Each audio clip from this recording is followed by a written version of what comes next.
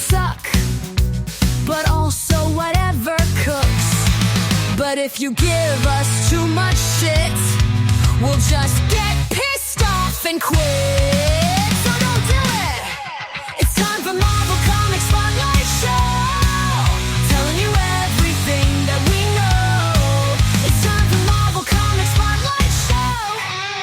Let's go. Let's go. Hello, everybody, and welcome back to the Marvel Comics, Weird Science Marvel Comics podcast. I am here with my man, Matt. What up, Matt? What up, Jim? I'll tell you right now, I don't know if that came jamming in for you, but It was pretty loud. My earphones broke, so I have earbuds in, and holy crap, I thought my head was going to explode. But I hate having earbuds. I can't stand it. It's one of the things where, as I'm talking, it's not that I need to hear myself, but it's that muffled sound because I have earbuds in. It's driving me insane. I was just recording today with Stork, and my earphones, they just fell apart. Like the actual ear part just broke off. On your headphones. Yeah, on my headphones. Disintegrated. Yeah, I know what you mean. Yeah. But yeah, so now I have these earbuds. Luckily, I had some earbuds, but there you go. But here we are, and this is episode 90. That is the legacy number 590, and somehow I think that we'll have a Nick Lowe annoying, editor's note about that. Editor's note. See the other 589 episodes. I don't know what happened with Nick Lowe. He now thinks that he's everybody's favorite guy and has to insert himself in any book that is going on, which will happen in one of the ones that we start out with. But if you want to get some more stuff, if you want to get some written reviews, please go over to our website, WeirdScienceMarvelComics.com, where not only Seth Gabe does reviews, but also Gray, the Japanese AI. And if you're against AI, just don't be against a real person who is maybe Japanese AI. Well, he's turning into AI more and more every day. Well, what it is I said it to him. He reminds me of Allen Iverson. He's the Japanese Allen Iverson, I believe. But yeah, he's doing the videos, and actually he was on the Weird Dose of X this coming up show, because somehow you said you were going to be on it, but then Jason dissed you. I didn't end up having you on. I got breaking news. Jason thinks you're an asshole. I don't know what's going on He activated the AI. I was hoping the AI might glitch out a little bit, but I guess he didn't. Yeah, so there you go. He was going to have you on, but then also you realized that you weren't really reading any of the X books, which is funny because I don't think Gray was either. I just think Gray was just happy to be on. He's along for the ride, that Gray. Aren't they all? Gray, when I end up saying... he did say, Jason ended up asking me to be on. Do you think I'll do okay? And I'm trying to pump him up, and I'm like, seriously, you're used to me talking over you. You just have the same with Jason. Just sit back and enjoy the ride. I said you'll have a little script going. I don't do that, but it's a little more focused than what you'll do with me, but it's the same deal. It's the idea when me and Jason talk together. That's where you see, where is it going to break? It's me usually deleting everything that I say over him. So with all of that, though, we have two books, me and you. Real quick, do you realize you said that this is episode 590? Yeah, I think so. Isn't that the same? That's the same as the DC one. No, well, you're 590 there too. Well, it's because the 590 just happened, and then we're like one behind somehow, or maybe we're I don't know. I think it's in sync. Yeah, maybe it might be in sync. It's a great band. Which is crazy. Well, it is, and it has been kind of like that for a while. Only because at one point we were doing the Star Wars deal, and then we were doing all this stuff, and we doubled up. So we got there. But here we are. We're almost at 600. We're going to get to that play where we have both the 600 for the DC and the Marvel show. But we renumbered when we came back to the regular deal. So that's why I have the Legacy. But here we are. Yeah, Legacy. Speaking of which, Spider-Boy. That's what we're going to start with. And you can blame Superman for this thing thanks going a lot, down. Superman. Yeah, really. Thanks a lot, Eisenhower. You end up where this whole play, we were liking this book. I've talked to people. It's probably my favorite book over the past couple of years at DC at Marvel, because it's fun. And it's been consistently fun. And I also thought one of those where when I first had the video, when it was announced, I said, I don't know who this is for. Well, lo and behold, it was for me and you. Oh, yeah. And we liked it because it wasn't involved in a lot of other things where people were afraid that it was going to get involved with too many things. We kind of used it. It was like our safe haven that every time it came out, we've enjoyed it. Now, I've been on the record as saying that it hasn't been the greatest lately, and I'll use you to, read the receipts. I said before it was announced it was canceled, I told you, this thing is heading to an end. You can tell they're starting to wrap some things up. They're starting to get to things that might be something Dan Slott doesn't want to have open-ended because it would make some people in the book look like a real piece of crap, like the idea of these humanimals and that farm, all that. Started going with that, and now lo and behold, it has been announced that it's canceled. Yeah. We have one more issue. This is the penultimate issue. And boy, he is just doing like spring cleaning to get things ready to just end it.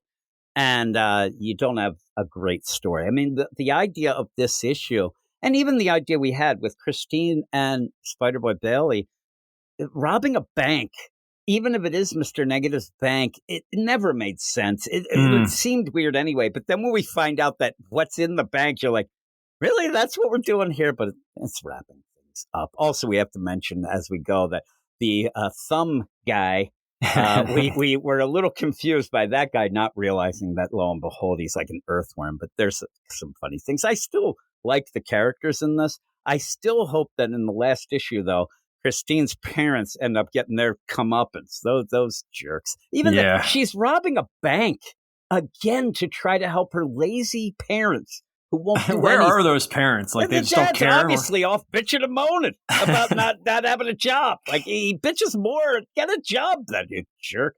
Spider-Boy. It's Spider-Boy number 19. I actually, while I was reading it, I don't know about you, but I started thinking maybe this was the last issue.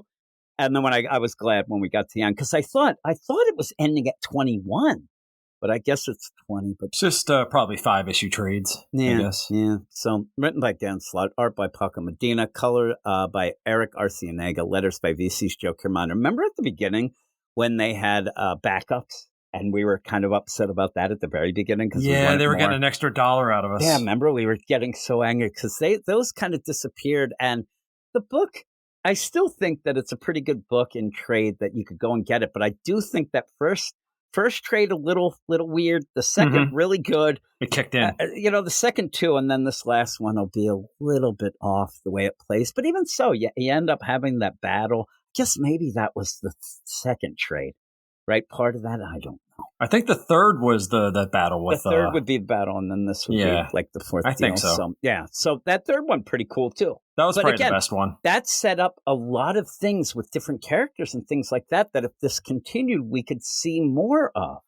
With the little girl Hulk, like stuff like that. And also, he doesn't need to be with Spider-Man. He was with Daredevil that whole time. Yeah.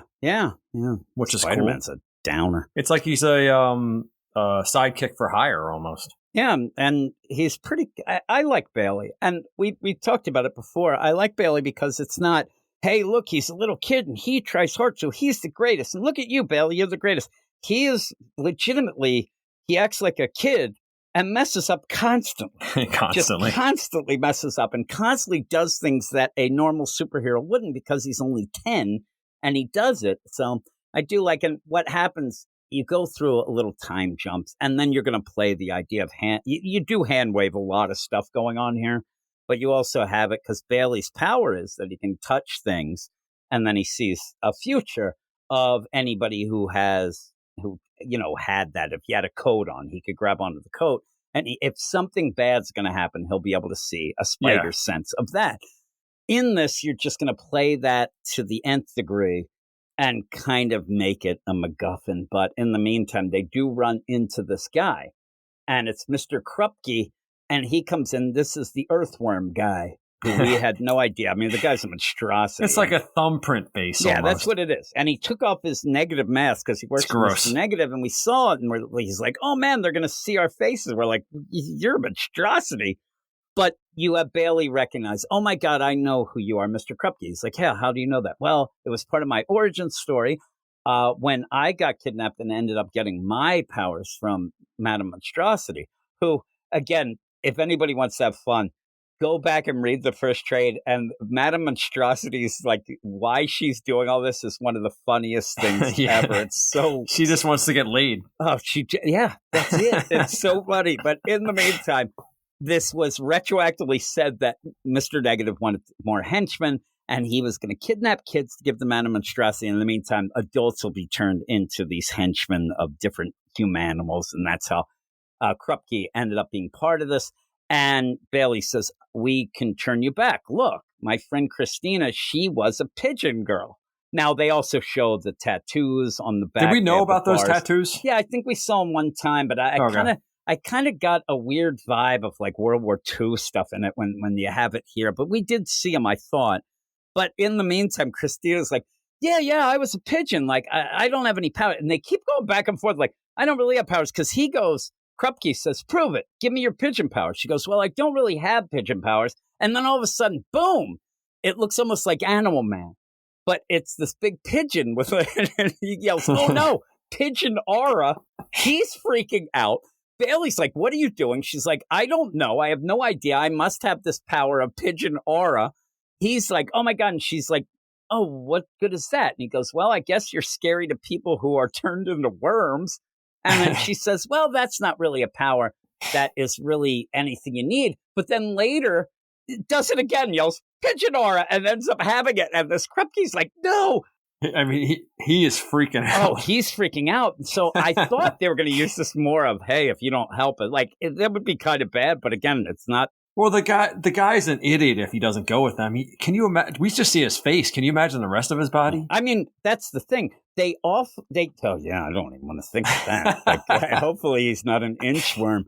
But they end up where they realize later, kind of throw in, oh, we get it. Mr. Negative is saying that he'll eventually cure you. But no, that wasn't the play. They got them, including Krupke, was just straight up deal with Madame Monstrosity. And then they were joining his thing, and he's mind controlling him. So you don't even have to do that. But that's where Bailey and Christina are saying, look, we have pigeon art. It is fun. When she does it that other time where she just yells it just to upset him, it was funny. And she's like, what? I'll never be able to use this again. Playing the idea, too, that we may not see Christina. You said that Dan Slott has talked on some podcasts and things that somebody else will probably take over Spider-Boy, but I think maybe like Christina and some of these others might not be major players in it. I mean, if they're going to they have to cure Helifino, right? His friend that ended up getting turned into an elephant. Like that would maybe be the grasshopper guy, too, maybe. That guy's a monstrosity, too. But in the meantime, they're trying to this whole play, it really is convoluted. They're robbing Mr. Negative's bank because Christina found keys that were all over the place in all different books, but she found the keys to get to safe deposit boxes that she think has money, and we're going to steal money from bad people. And that's why it's okay, but I'll be rich and my dad and mom can stop bitching. In the meantime, Spider-Man was there. And that's the problem is the first 8 pages are like, we already kind of saw most of this. It's a little fill in the blank stuff, but we finally get to the now where Spider-Man had shown up and said, you can't rob a bank. And Bailey and Christina, but it's a bad guy's bank. No, it doesn't matter. It's still a bank. In the meantime, Mr. Negative has the police under his control, has his minions. They're going to come in. So really, it just ends up being like a fight while Bailey and Christina try to find these safe deposit boxes. It's a very quick issue, but it's a little wordy for a quick deal. And then you have Krupke and these other guys end up where they're like, haha, we're not on Mr. Negative's side. They're going to help. They don't do much. The big thing is that the bank owner or the bank guy, manager, that guy's the worst. He tries to sneak out like twice. Like he's involved, even says they're going to find our deal. And then I'm looking at him like, was he a human? Because he certainly looks like somebody who could have been like an owl or something like that. An owl type guy, yeah. Or a rodent of some type. Remember what's her name? Madame Monstrosity. Wasn't it an owl that Madame Monstrosity's husband ended up being turned into and then was like a cuck when you end up? He was. Yeah. She was the worst.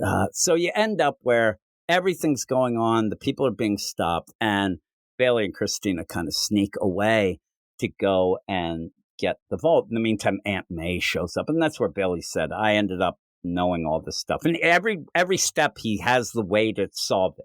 Oh, I know this and I know that. It's because it's revealed later that he did touch a bunch of coats. So he saw 3 visions. And I'm like, oh, you're forcing the deal. But they end up going into the vault. The one guy who, would have been a Stan Lee if this was, back in the day and it was a movie. Ends up, you don't want to go in that vault. It's like John Wick. Yeah, and they're like, "What's John Wick? You didn't see John Wick?" He starts getting all mad. I at laughed them. at this because I've never seen any of them. So. I haven't either. Me And and you are I probably never the only will ones. either. I love. I never Keanu, will. but I haven't seen them. My kids love them, but I don't like the name John Wick. There's nothing to it, you know. It's He's just, like, you didn't see John Wick, and it's true. They're 10. Like, and Bailey's like, I can't see rated R movies. My mom won't let me. And plus, Christina here, she's poor as shit. There's no way she could sit. That'd be great. The dad's like, just ashamed. But they're like, I like I that this old ass security guard's giving them crap because they haven't seen a movie. It's just funny. Yeah, John Wick. Again, like, they're okay, 10. boomer. Yeah, they're come on, 10. man. And Christina says, I heard there's something with a dog, and I don't want to see that. It's kind of funny. It is one of those like reference deals that actually made me kind of giggle. So they go to these lockers, and she has all these keys. So she goes in the locker, and again, you want to make it so that you can finish the series quickly. She goes in and goes, "Oh, this is Madame Monstrosity's files of all the humanitals she ever made, and also DNA samples of them, so that we can cure them." That's all this is. And yeah, why, each one of the safe deposit boxes has a different. And they're like, "Oh, so all of them. Why would Mr. Negative have this, and why would he store it in the deal?" What a crappy bank. And a lot, yeah. And the idea, a lot of these, I could say, like maybe you could blackmail some people, but a lot of them are kids. Like, it's not a great play, but he's like, "Oh," and that's, again, he reveals, "Oh, I touched a bunch of coats at Feast. I ended up seeing all these things, realized how things are going to play. That's why I was able to," because every step he's like, "We got to go here, we got to go there," because he kind of saw it. It's a little more than what we saw with what a spider sense is. Anyway, it was more like oh no, Christine's in danger. And he would run off, not exactly like, "Oh, then you're going to have to do that," and then do that. It was a little bit forced. But in the meantime, he takes off his Spider-Boy costume because he's got to go out and trick Mr. Negative. And we have to play that Mr. Negative can only turn you or mind control you once. And he's already done it to Bailey. That's where you get one of Nick Lowe's stupid, editor's Boxes, notes. Yeah. At one point, he's like, "What?" Because Aunt May's just doing errands. And then you get the deal. That's the worst one. It's like, "Are we seriously going to watch Aunt May do errands?" And then we are. Yeah, that's what's going on, asshole. Yeah. And then, I'm going to go to the bank. "Oh, no, don't go to the bank," says Nick. "I'm a jerk off low." Holy moly. We don't need you in this. Get out. No. That was one of the things that we said. At least he's, not putting his D prints. There they are. Maybe it was once he realized that Dan Slott handed in his last script, he's like, "This guy's not going to look at this anymore. I'm going to write all kind of crazy stuff." Like, somehow he thinks that everybody loved that Godzilla Spider-Man. He's like, he was all over that. It's like, I got so many good compliments on that everybody loves the Nick Lowe that's in your face. Nobody likes you, Nick Lowe. Nobody. I mean, even the people who are like, "I kind of like that," nobody likes him. So you end up where they get the stuff. This will be able to cure everybody very quickly. At the one point, you did have Spider-Man say, "Yeah, we're going to have to talk about this," because Spider-Man's big rule is you can't do A-listers. But Bailey has gone against Bullseye. Now, like he has. That's more Daredevil's fault. But the idea, Bailey goes, but I beat them. It's pretty cool. I also want to know, remember that Avenger toy that kind of came to life that was involved? I like that guy too. That little thing. Yeah, the action figure. Yeah, the action figure that came to life. I kind of like that guy. But you end up where Bailey ends up then just punching the crap out of Mr. Negative because he couldn't be mind controlled. He was pretending because what Mr. Negative at this point is doing is making all these innocent people, including Aunt May, attack Peter because Peter can't fight back. And then he was going to end up slicing him with this crazy sword. But Bailey ends up hitting him. You end up where they do go to thumbprint. That guy is, I'm telling you, that guy needs a mask still. Until you use the stuff, get a mask. You're awful. But he's all happy. Oh, man, I like where he's like, "Thanks a lot. You did what you promised." And he's like, "Yeah, my mom, she still runs Stillwell Farms." I think he's like, "I don't need that info. I just want to get going." But he's got to go there, and then everybody's going to try to help everything. And then you have the cop, the detective girl, who I did like. But I guess she's done because the book's done. But she's like, "I don't know who to arrest. Like, we were controlled, but we were fighting these and that guy." And that's where you see the stupid bank managers trying to sneak out in the worst possible way. Like, he's doing the sneaking move that you'd have in Scooby-Doo.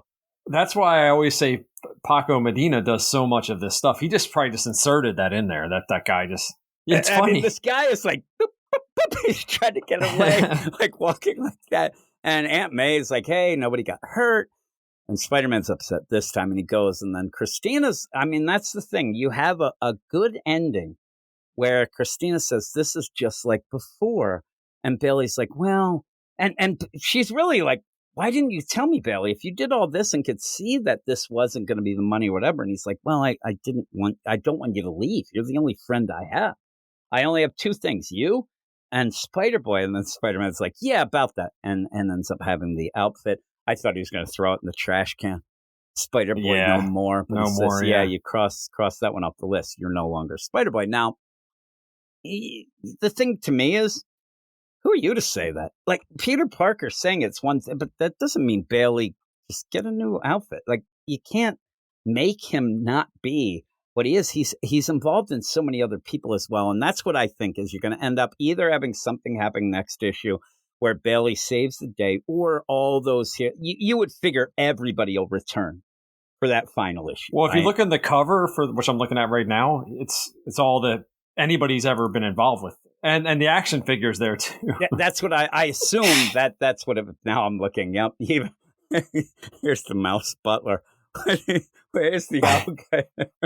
Oh, that guy was such a bad. There's the action figure guy like him.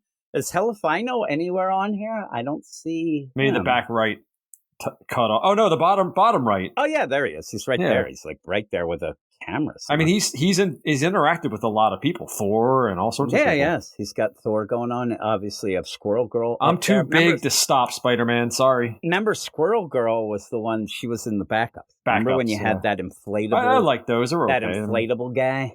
It was during Christmas time or Thanksgiving 2 years ago. Parades going. Mm-hmm. All those humanimals. There she is. There's little and Boy little Spider. Hulk. Little Hulk, I forget what she's even called. Yeah, there's the little monkey luchador. Yeah, yeah, he's pretty cool. I'm liking all. There's the cats. There's Christina right there. You got a bunch of people going. Remember the girl that he liked at school, like was never developed. She's there. Oh, they're all there. So yeah, that's a pretty cool cover. You have a bunch of things going on, and is Spider Girl? Is she like anywhere that bottom left? Okay, well.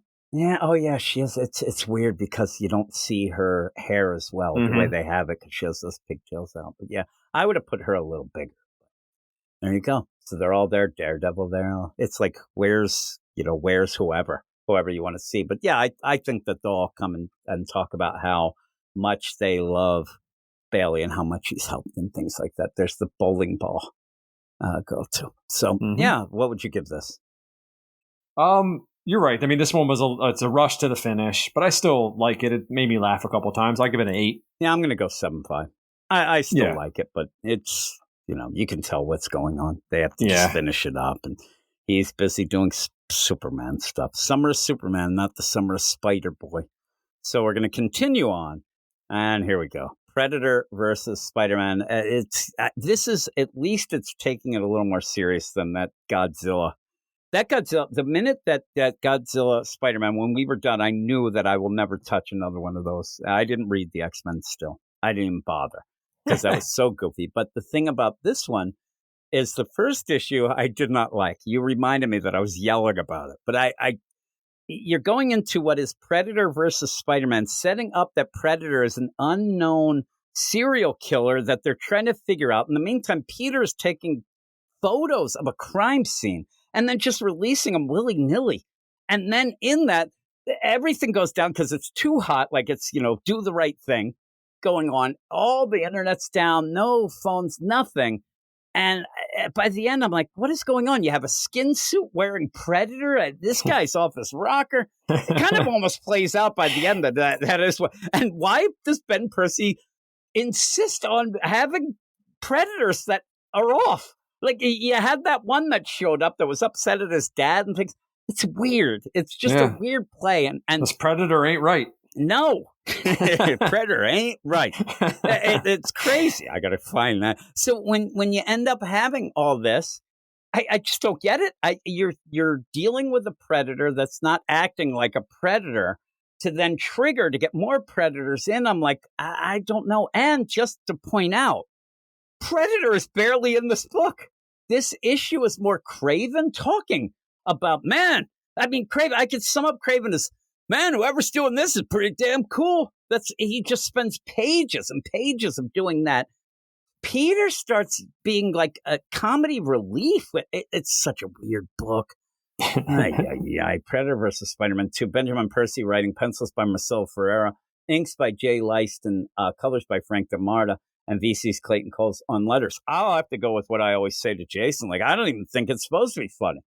I think that he thinks this is dead serious. But when Peter's there and he's looking for MJ, because when it first starts out, you end up having such great narration. 8.5 million people live in New York City, and they're all out of power. And what's turning out to be the hottest night of the year? Hot as blood. Hot as hell. Hot as blood. Like 98 degrees? 98 Degrees is not a great boy band, but not really the idea of the hottest summer. No, like 110. Yeah, 115. Talking like the idea, you get up to like that, but 98? Like hot as blood. Who says that except Foreigner? They're hot-blooded or whatever. That song's sus if you listen to it now. That song's canceled. But hot as hell. Okay, I get it. But these guys, they're working overtime. They end up down in the, innards there. And all of a sudden, this guy's like, oh, no, what's happening? And it's like it's like opening up the elevator in The Shining. All of a sudden, it's a flood of blood. Hot as hell blood, I guess. Where's that naked lady in the tub? Yeah, really, and that crazy stuff going on. That scared the crap out of me.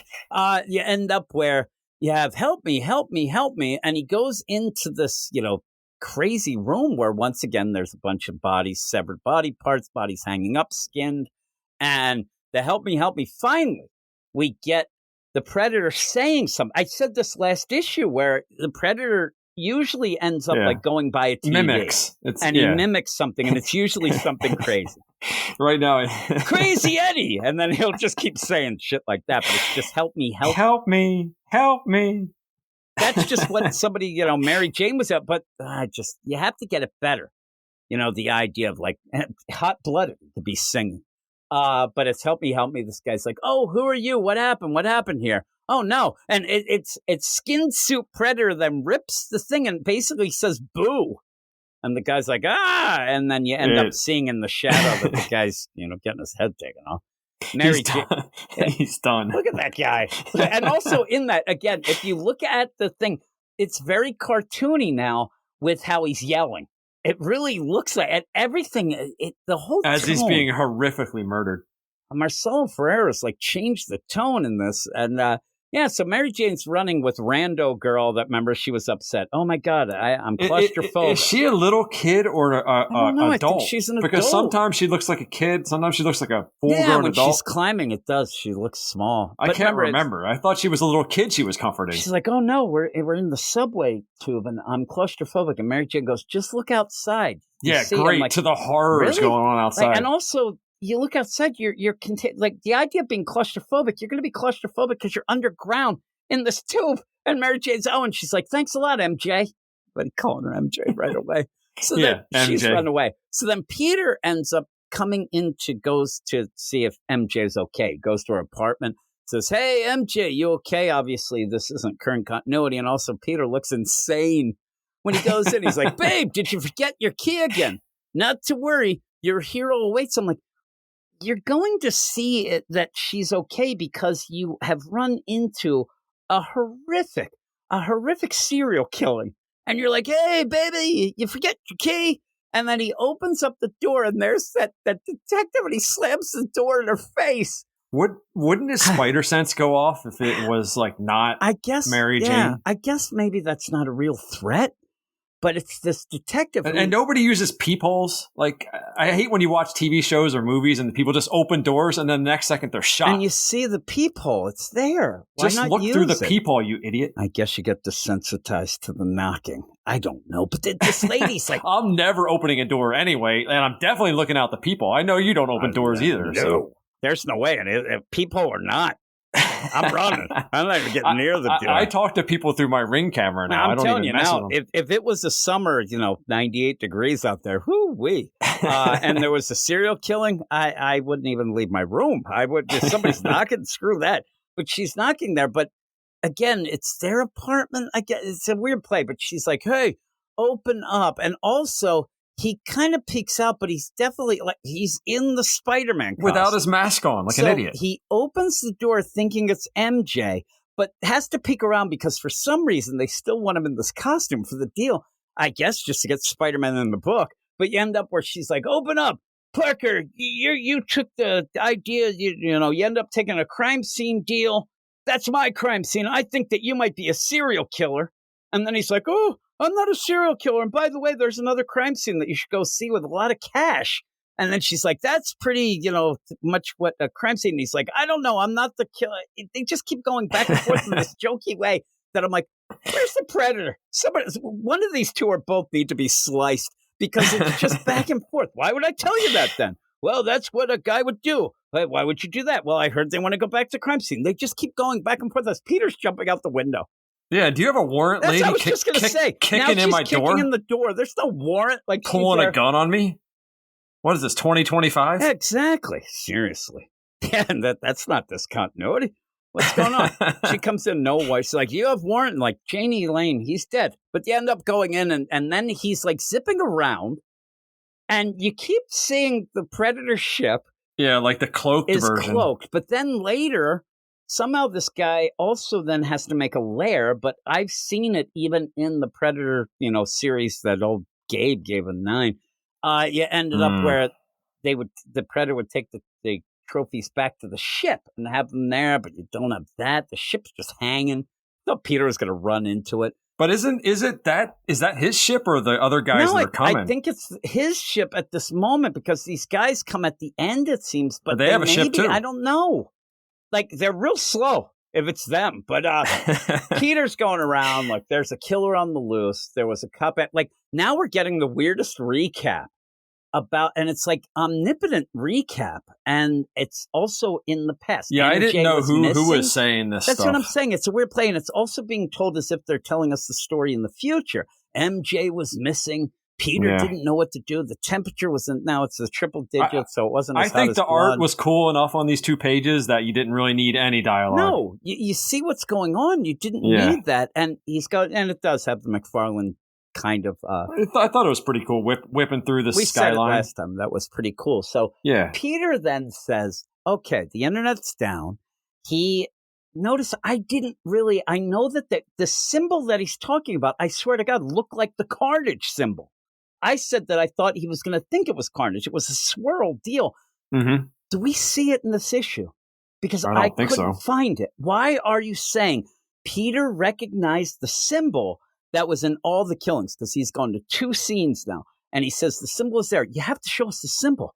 You have to show it again. He goes to the New York Public Library. Now we were joking before we started. He's going to get the microfiche. He's going to go through, and it's like, it's so telling and so depressing that at this point, they're playing the idea of, look at this schmuck. He has to go old school because all the things done, like, oh, he's getting a book out. Is he breaking into this library? Because the first thing you do when the power goes out is you shut this thing down and lock the doors. You have some people outside the library on like deck chairs. I don't know what they're doing. And then he goes in. Nobody's there. The power's out. The computers are down. There's no internet. So and the asshole won't even walk up. He's doing crazy spider crawls on the bookshelves. Like, there's nobody there. He's going to pull that whole bookshelf down, and man. He takes his mask off. What an idiot.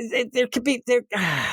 There's cameras all over that place. But they're down. So he's doing that, but there still could be people here. He broke into the library. Backup generators anywhere? Come on. So he goes in, and he's going to... I'm really shocked that he doesn't blow the dust off the book and go, man, nobody reads this stuff anymore. And what he says is he remembered seeing the symbol in old history books from World War II.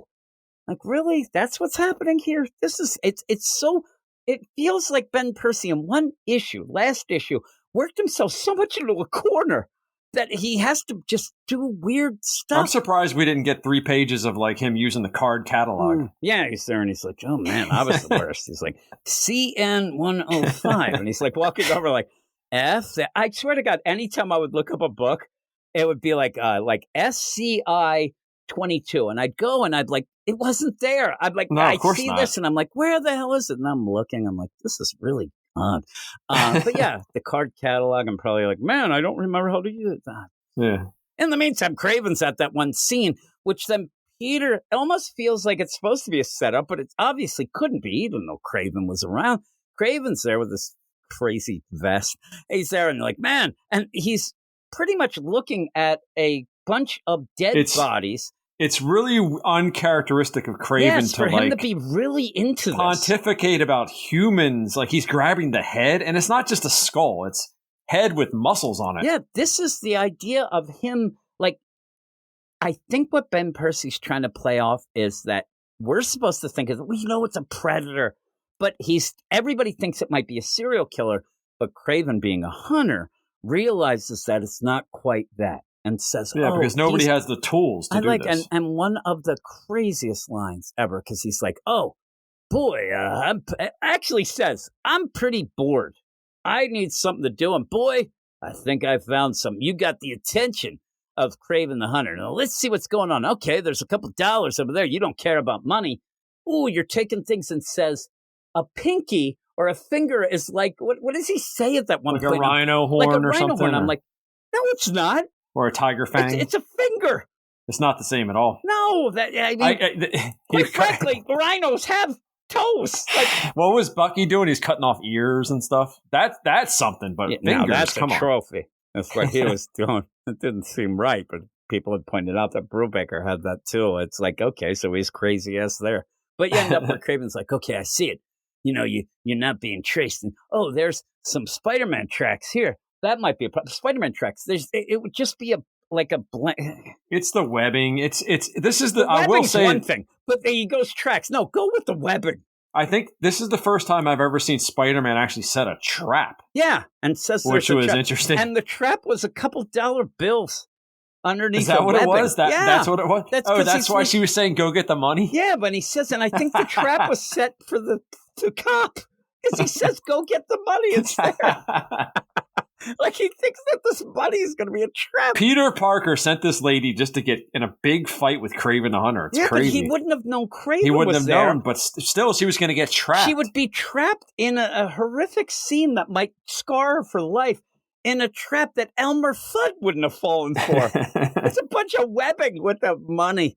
So then, even then, where Craven says, "Oh, obviously you're not going to," Peter, he might have moved it around and whatever, but like you said, the idea that Craven is really into the idea of, these bodies are flayed and you're doing this, it's weird. It felt weird, and his dialogue was definitely off. It did not feel right.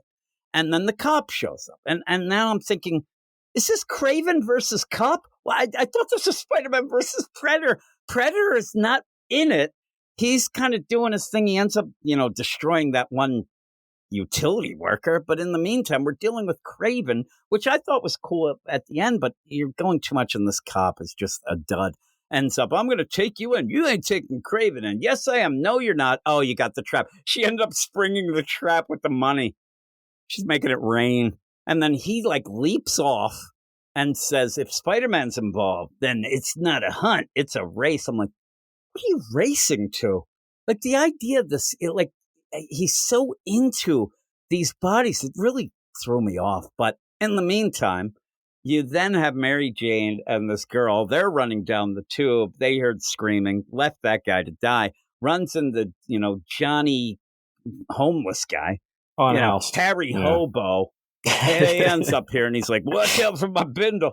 And then he's like, shut up. And when he puts the hands over their mouth so they don't scream, that they got just disgusting stuff in their mouth. Oh, yeah, just the worst. Feces, all that crazy stuff. And goes, gross. Hey, I want to show you this. And he's like, be quiet. We go in. And now we got full out Predator. This is Body Harbor Ben Percy personified right here. Yeah, this is, I was waiting for Talia Warroad to show it's back like up. Ghost Rider and Helverine and all that crap.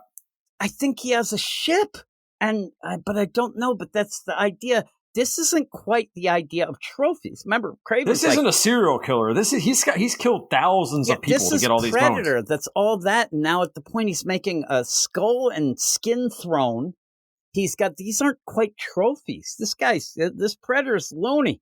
And that's what Ben Percy seems to like to do. These all, Yeah, he's got instead of the what's that thing in Game of Thrones? They would sit on the swords, but now it's bones. Yeah, it's bones, and it's just and like the you thing said, the kings sit on. What are those things called? Thrones. That is called a throne. I think you said throne, and then said what was it called? Yeah, no, you said Game of Thrones. There you go. Yeah, I was like, what are we talking about? A toilet? But yeah, he's got all these things, and the weird play by the end, then. It's already too convoluted already, right? You're setting up, and there's so much going on. Also, people should be getting the hell out of New York City. But in the meantime, New York City's power's down. That's obviously going to be a problem. They're going to have to set that and get it right. But in the meantime, you had Jay Jonah selling, bootleg papers last issue, but now he's just sitting there. Peter comes back and says, I knew it. I looked up these books and I found, and this stuff has been going on, almost saying it's the same guy, right? Mm-hmm. The same Predator has been doing this since World War II. He ends up saying that the Battle of the Bulge, they were there. This guy was there. And at first I'm thinking he means just predators in general. It seems like this predator's ancient. He's just killing people. And suddenly he's in New York with a few days to kill. But Peter looks out the window and you get that ship again. The thing's just hovering around invisible. But even then, he's like, these stupid pigeons. And Jay Jonah's getting upset and yelling, oh, what is this going on? And then it becomes a thing again. You want to force some shit in here. Peter, when he originally got the story and took the pictures for the crime scene, he ended up having them on the computer, saved them, and then the power went out. Uploaded them to the cloud. Somehow, the cloud goes directly to the predators, and 3 predators are showing up because this is, we're going to have to stop this jerk-up predator who's doing things wrong. I'm like, really? Now He's not representing our brand correctly. Yeah, he's not repping. Not proper repping, this guy. I swear to God. Why do they care? I don't know. They wouldn't. And they're like, man, they're really making us predators look bad. Like, really? It's too much predator on predator action. We need something different. That's not very sexy. No. Maybe Alien Predator. I used to like that game.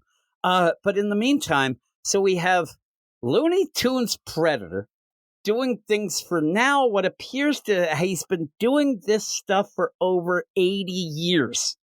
And he's in the subway, unless they're just saying prep, but it seems like this guy. He's also like he's the wet bandit. He's also leaving his mark that we don't see, but Peter recognizes. You really have to show that again. But you end up where he's also got his throne room where just some homeless dude knows about. Like, he's really bad at his predator job. And now the other predators are coming down. And all I can think of is this is Slow Predator from Ben Percy's deal with Wolverine. But I swear to God, that predator died.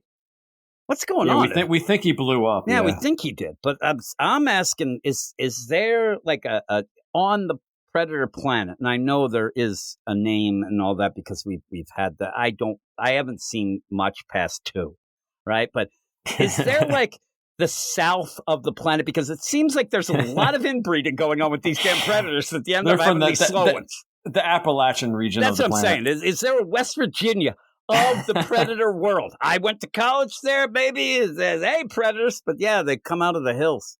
The hills have predators. It's the new one. And I'm like, I don't get it. Like, I just thought that it's hot. A predator comes down and he's just going to start killing people, whatnot. But instead, and where's Danny Glover to stop all this? Really, he's there. It's, can he say it's been revoked when they end up where suddenly the predators are part of the UN and they have diplomatic immunity? But they're there, and is it just going to end up being that these predators, like, they're going to take care of their own mess? And we take care of our own. Yeah, and Craven's going to. I mean, they're going to go after Craven. What's Craven going to like? What is Craven? I thought it might be kind of.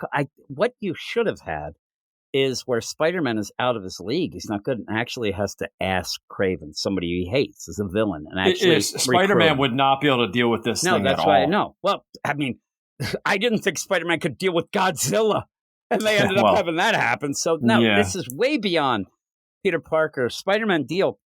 So I think maybe it would have been cool for him to have to bite the bullet and say, "Listen, this is Craven stuff, and I need Craven's help." Craven, I think actually. Why Craven is in the issue, he says in this, I'm bored and I'm hanging out here. That's it.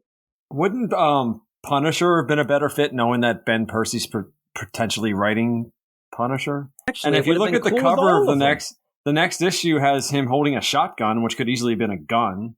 He kind of looks like Frank Castle. You could have had Frank Castle. You could have Daredevil show up. He can't work out. He's blind. So he'll end up here. Yeah. And he could end up, I don't know what he'd do, but he could. And then if you look at the cover, for next issue, look at that. What's going on with that Predator's face?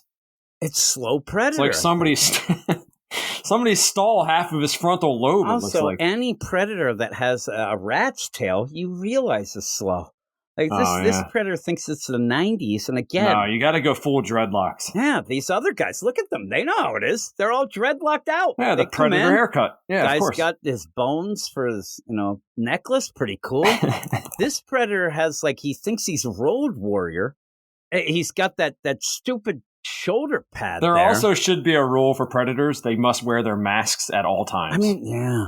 I like the guy. They look so much cooler with the mask. I like the guy jumping down, though. He's pretty cool, but having the others with the mask, they always look cooler. This one, though, what is up? I can't even see how his face is. It's all messed up. Yeah, where are his eyes? And I guess maybe they'll play. I'm guessing that what they're going to do is they're going to play the idea. I don't know, because we'd have to get from the Predators, and that'll be funny. But I think this guy might have been stranded for too long and has gone a little, loony because of that. I think that he's been kind of on Earth, maybe stranded, all this stuff, and he's kind of like, I don't know what's going on. I lost my way, the way of the Predators. They're coming down to just take care of him. Really, what you'd have to do is get out of their way. And I guess that their ship, they were just peeking around, just flying around. That's why, again, when you said that, that's what gets me. I think this guy doesn't have a ship. I think that he is definitely stranded. And they'll I want to see how he was in Germany, France. He was in World War II, and then he hitched a ride on the boat back, and that makes more sense. America. You have that whole play would be great. But yeah, I think that he's stranded. If he's been stranded here for decades, that makes more sense. I think that's the play. But is that what you need in a Spider-Man versus Predator book? I don't know. There'll be some wackadoos that say this is the best, and they'll argue with me. I don't care anymore. I've given up, man. I'm done. It's just, I read this and I'm like, this is goofy. But I think Ben Percy gets lost between being cool and goofy. And I don't know that he's a goofy guy. So I think he's trying to be cool, but he's being very, the story itself, he's being very coy and vague with this damn Predator. Yeah, he's definitely a cool guy. Yeah, more than you know what I mean? Guy. And I think that he wants this big reveal, which I'm saying, I think that the reveal is, oh, poor Predator, he's been stranded with us humans and he just doesn't know what to do. And he's been collecting things and whatnot. But even then, the crime scene is Peter Parker. I guess it'll be the symbol that is from the deal that I said looked like, because why would they suddenly see something in the club? What are they watching? These Predators said, oh man, that's our work. Let's get going. We found that guy. We're going after him. But if he's been around for decades, he would have a lot of cool stuff recordings to play too, Oh yeah. Yeah, he's funny stuff from sitcoms. Like all of a sudden, Peter's like, hey, you better come down. We'll do it live. He's like, oh God, yeah. Predator. Just it would be funny because he'd have him wearing regular clothes and doing stuff. And then he's like, hey, Predator, get out of here. How dare you? All of a sudden he's got that. He's got it all. Yeah. Be awesome. He'd just dropping stuff. Yeah, instead he's like, help me. Should have him down in his cave watching TV, like Seinfeld episodes or whatever. Eating like a drumstick or something. Eating cereal. That'd be great. That's what I'd like to have. But again, though, what's the play here? I don't know. It's just, you have a Predator versus Spider-Man, then you should have it Predator versus Spider-Man. The art's pretty cool. They don't fight anybody. You've noticed that, right? I mean, it's Godzilla's not fighting anybody. And Peter's just going around crazy. But again, they're going after, this is a Predator that fights without honor. What the hell do they care? I know that they care, but really? You send 3 people to Earth again? Earth, at this point with these Predators, they feel like, I'm not going there. Shit goes wrong there. For some reason, we're really bad on Earth. But there you go. It's the concrete jungle once again. Danny Glover's on the left coast. He's the one. He ain't having any of this. But in the meantime, what would you give this? I like the art. Some places, it's pretty cool, I guess. I'd give it a 6.5. I'm just giving it a 5.5. The art's pretty good. But It's just you're two issues in. I just don't know what's going on. I know what's going on. Nothing. I mean, really, the Predator's just collecting skin suits, and now the pictures go out. He's dishonored the Predators. What's dishonoring this? That stupid mandible mouth.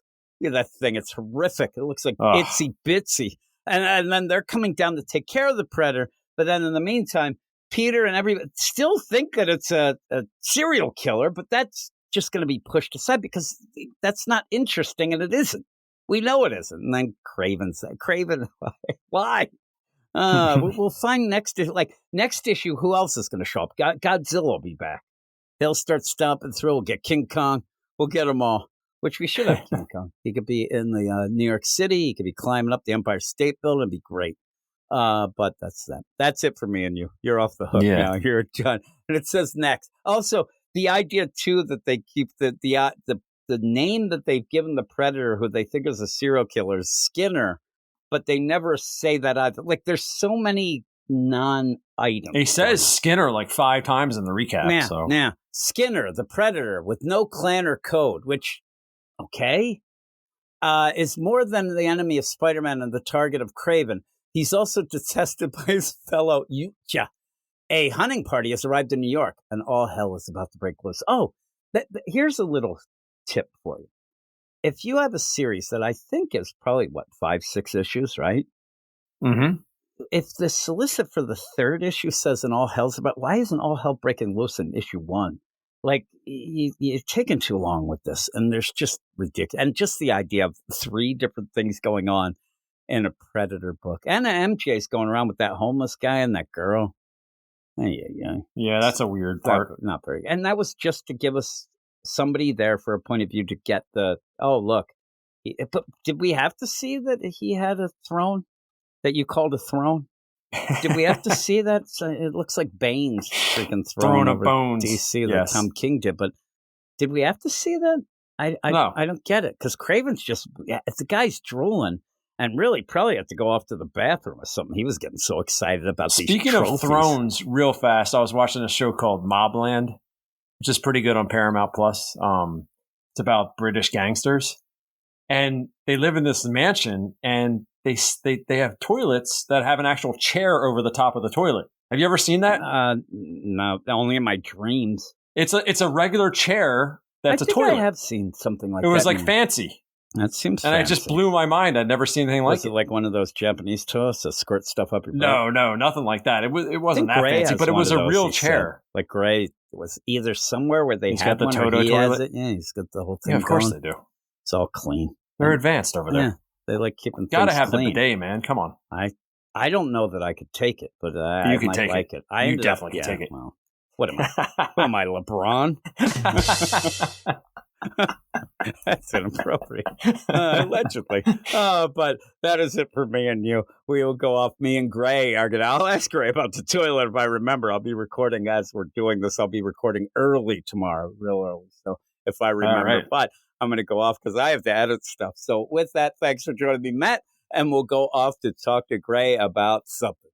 And here I am with Gray. What up, Gray? What up, Jim? Are you Genki or what? No, I'm tired. Me and Matt ended up, what people just heard was late last night, never went to bed. And here we are in the morning, and I woke up with no sleep, very tired. I'm in a bad mood. And then I read this Daredevil Cold Day in Hell. It took me so long, I thought I was in hell. But you like it. So it's one of those, I'm glad that I get to talk to you about it. I'm gonna trust that you're going to make it better. You're going to make it all better for me. But make it better.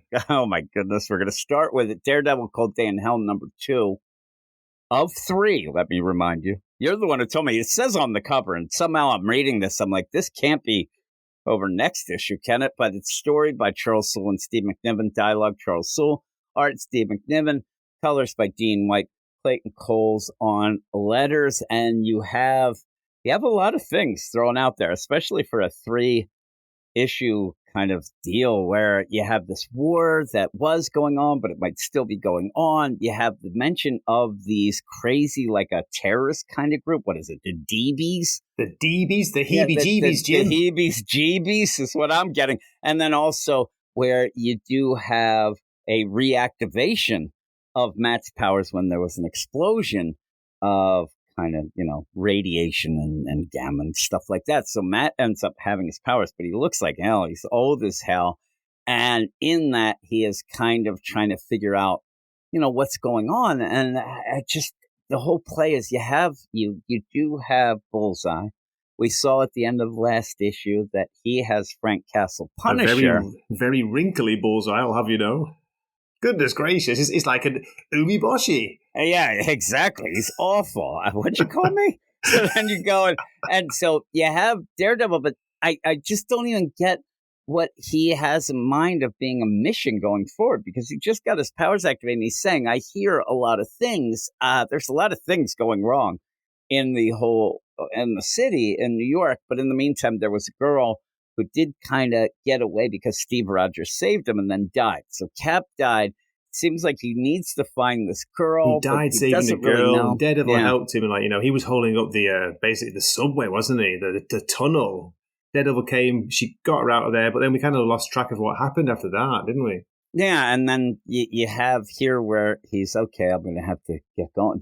He wants to find this girl, I guess, but also then while this is going on, you end up where his guys, Bullseye's guys, are coming and like, hey, we tried to get this girl, we this, all this stuff about Daredevil, and Bullseye, the funny part is what this poor guy gets his eye hit by that crazy, he has those acupuncture needles in him all over, and he uses those. But in the meantime, I think that guy might have hepatitis. I would not want anything. Discount version of the Wound Man, Jim, your favorite character from Dark Patterns. Yeah, really. So I hope this ends better, because again, another 3-part story. But you end up where Daredevil's listening, and it's the whole play for me is that it's just him thinking, okay, I got my powers back. I'm going to hear things. And then you'll kind of go with another, I got my powers back. I'm going to go, but they're fading. And I just don't get the overall, I guess maybe I'm not having fun just laying loose in this future, this dystopian future. It's a dark future, isn't it? Yeah, people are afraid, they're terrified, they're fighting on the streets, Jim. Just like, is it Davy Bowie? Or not, it's dancing on the streets. Exactly. Yeah, that's dancing in the streets with Mick Jagger dancing around in each other's faces. So then this girl was saved, and she suddenly activates. It seems like a lot of people are activated, but she ends up glowing and rising up in the air. In the air. It's incredible. Blinding the passers-by. Yeah, you're just straight up blinding them. And I like at one point where Daredevil comes and talks to the one girl, like, oh my God, I can't see, I'm blind. Oh, you'll be fine. I'm like, I don't know about that. It seems like this might be more than just, oh my God, a flash deal. It seemed like she was emitting sun energy and radiation. It's rarely permanent, but he's no expert, is he? Like you say, she could have blinded them. Yeah, and in the meantime, I wanted her to say oh, well, I can't see. How do you know? He's like, well, I'm blind. She's like, oh, great. So I'm Daredevil. Well, that's Batman. So he ends up where he's trying to find her. He ends because there's this activation. Everybody's going. That's when you end up having Bullseye say, oh my God, get to her, boys, get her, boys, and they end up going to get her. We don't really know why, but then we see Daredevil going around, and we do end up seeing this limo kind of deal, old school limo. That seems to be Elektra, as she's kind of following Matt. She's waiting, following Matt, as the guys from Bullseye are going in an ambulance to go get this girl, and it's kind of a race. But in the meantime, this one girl's like, I can't see. That kind of delays, Matt a little. But then he says, okay, I'm going to use my powers. And again, he sees this backpack, picks it up, and then somehow he can kind of sense where she went. Just seems like a little too much to me. Again, it seems like a little bit of a push of his powers, but it might be the connection with this radiation that he just got back again. But it says she ran, she went that way. But unfortunately, she's already grabbed by Bullseye's guys. They already grab her, and we don't know what exactly they want, but I like the way they've got her in an ambulance as well. It's the perfect disguise, isn't it? Yeah. They're just going through with the sirens going, but they're taking her back to Bullseye and says, hey, and just talking to this unconscious girl, hey, lucky for you, we found you easily. We got this device. We're going to go back. We're going to give you to the boss. He's going to be excited. He's going to lose his mind.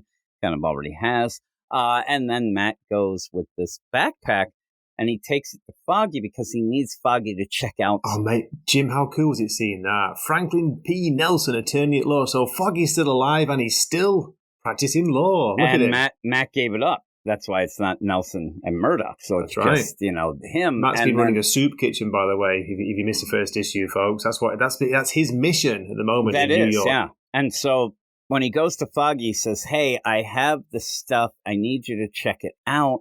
And I need your help. I mean, basically goes to say hi to him and says, I'm back. I have my powers. And this is where Foggy kind of has a personal moment and says, well, if you can be back, because at one point he probably told him, listen, I'm not Daredevil anymore. I'm also not going to be a lawyer. He says, of all the bad things that happened, and he starts doing the soup kitchen. And then Foggy's kind of mad, says, you told me you were out. Why are you Daredevil and you never came back to be a lawyer? You kind of left me hanging, and you kind of get that play with it. You do. But, yeah, because he Matt says... briefly mentions there was something to do with Kingpin, and he just had enough. And he said, no, I couldn't take it anymore. Like, he was out, wasn't he? But this weird explosion, Jim, has given him temporarily his powers back. Foggy's like, it's so good to see you. I was feeling things, Jim. It was making me feel feelings. My goodness. I'm looking at it. I'm like, everybody in this book looks like they're 150. He goes, hey, you said you'd never be Daredevil again, but here you are, but you still refuse to practice law. Where's the logic in that? And he says, well, you know what happened, Foggy. It's not happening. What happened was bad. We don't exactly know what it is, but says my mission... just things that are hinted at. Yeah, and says my mission was all I needed. I have a feeling what happened was, it makes it feel, he says, you know what happened, Foggy, after Fists? I can't do it anymore, never again. I mean, the idea that you would think, oh, well, I was a lawyer and then I messed up. And like, you're more going to be apt to say, I got to stop being a superhero because I accidentally killed somebody. Do you think possibly, did he kill Fisk somehow? And, that's what maybe hinted at. The weird play is it's almost like he's more saying about practicing law. Yeah. So was it that he lost a big case? Again, I think it was maybe the idea that Fisk did something. That's how he lost his powers. Because again, he didn't have his powers. No. And then he got them back. I think that once he lost his powers, and when he says, my mission was all I needed, that's what I could do. But now, God, I think that he was like, without powers, I don't want to do any of this, and just wanted to help people with the soup kitchen. It kind of seems, like I said, it's weird to say like, man, I lost that case and I'm done. I don't know. But he says, I can't ignore this. Charles Soule throws in the idea that he thinks God is giving him the chance, when in fact it looks like, it was even Bullseye because of how they're playing. Are we watching the Blues Brothers right now? We're on a mission from God. He's always on a mission from God. Now we need like a 50-car chase, crash up. Maybe you'd enjoy the issue more if there was one in there, Jim. What do you reckon? Exactly. So it's weird, though. You have Matt says, you know what happened, Foggy, after Fisk? I can't do it anymore. Never again. My mission was all I needed. That's what I could do. But now God's given me this chance. I can't ignore this. I can't waste it. I can. And then you end up where he says atone. I wanted Matt to go, no. He's saying I can kick your ass. So like he jumps in with that atone, Matt, and it felt weird. Because I thought that it should have, now this is just a nitpick, but I think that Matt should have said, I can atone for what happened, and then Foggy should say, atone? Will you listen to me? You have nothing to atone for. Maybe that's why he's been doing the soup kitchen. That's his way, his way so of whatever doing that, happened, it really messed up. Either he couldn't save people and whatever, but it was with Fisk, or maybe, we did see, remember he was at Fisk's grave. So whatever happened, I think he accidentally killed Fisk. Now that I think of what happened. It's looking like it, or, he didn't prevent him from being killed. Yeah, and the thing is, it's like, that's his enemy, but you can't kill somebody and it throw him. It kind of plays off what happened in, say, the Zdarsky run, when he went and made sure he had to go to jail. Yeah. But, and Foggy says, if you want to run around the rooftops and, so be it, do it for the joy of it. And Lord knows that's what I'd be doing if I had a new lease on life. And he's like, what's wrong, Matt? What's wrong? And then all of a sudden, Matt's like, oh, no, I just got a headache. And the powers are going. So he has limited time. He's having problems, Jim, like you. He's having problems. He's fading in and out, isn't he? All of a sudden, you can't. And the weird thing is, you're going with the idea that, he's starting to see. Well, he can't see anyway. So the deal is, I wish you had that. When they put the, almost like the wireframe that he sees, like it's not quite. I wish they kind of had that. I love that sometimes when they show that. Yeah, I thought they were showing that more. Oh no, I'm getting mixed up with the main run. Sorry, the main run at the moment. That's been doing more of that. Yeah, I actually like that when they do that. It's pretty cool when he goes in and it almost looks like when people would get when you used to have the Xbox, that one, the eye, where it would then scan the room. Pretty cool. But he says, how cool is this where you see a Daredevil, like, he says, okay, Foggy, he goes and he swings away and we see it through Foggy's like glasses and reflection. The art throughout, I think that's why I've got such a high score. It's not, I do like the story, but the art for me is fantastic. I really like Steve McNiven's style. I'm not a big fan, but I know that everybody is. And some of the things look really cool. And I'm guessing the way they're playing it, maybe they do it in a bit of a Marvel method. The way that they claim the storytelling. They're like co-plotters, aren't they? Co-storytellers. And in that, I do think that, McNiven is more than half of the storytelling with the art and things like that. So it's just, again, it's not my favorite art. I know that he's a legend. Everybody loves him, but it's just not my thing. But especially when I see Bullseye. And I just looking you don't at like him. The wrinkles, Jim? Well, I looked at him, and then I did go off, and I had to get a hepatitis shot because I ended up by Frank worried. Castle. Yeah, he is really Bullseye's favorite problems. new wall decoration. They end up also when you got electrodes to your junk. I don't know what's going on, and we don't really see that in this issue. We kind of thank God for that. mentioned to him, yeah. So that's why I didn't like it. He leaves this backpack, and it does have files that ends up he they leaves were like Steve the Rogers. Property of Steve Rogers. It's basically Captain America's dossier, isn't it? Just before that, Jimmy's asking Foggy about to look into the subway explosion, but also Matt seems to know the government's running something new. It's called the New Warriors program. Yeah, the New Warriors. There's weird, things are going in here, and I sit there and I'm like, oh, that's kind of cool. We only have one issue left, and I just don't know what this whole thing is. Is it enough time, to develop it? And we have properly? This war, this unending war. We end up, and even that, the war's over. No, is it? The war's over. He keeps saying that, doesn't he? Yeah, Matt keeps saying that for the issue. And yet you'll see newspaper things. One guy's writing the never-ending war, and everything's thrown to crap. And I just don't know. You have this suddenly in the middle of the second of 3 issues. You talk about this New Warriors. I'm guessing that somehow this girl would have been part of it. She seems to be a mutant, but now Bullseye swooped in and grabbed her.